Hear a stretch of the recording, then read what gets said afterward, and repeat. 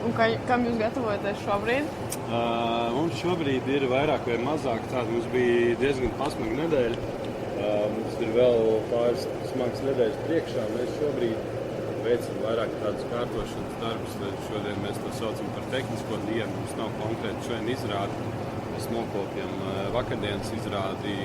Vakar bija Nahlāns, mēs nokopjam. Mums ir izrādi, kas ir norakstīti, kas iet uz utilizāciju. To mēs vedam ārā. Tad mēs vēl nokopjam aizmugurē vēl pusnakti šovu ar jūdu izkarjot, jo, piemēram, Nahlāndam un arī tā izrādē, kas bija vēl pirms tam, viņiem nevajag aizskatu, bija vārni pirms tam. Tad mēs, optimizējot savus darbus, piemēram, varējām atstāt to tūkstneci aizskatuvē, kas ir šobrīd.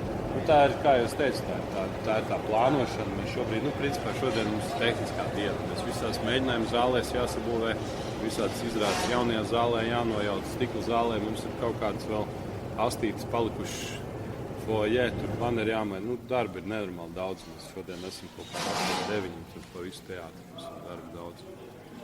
Diezgan smagi sezona šitā.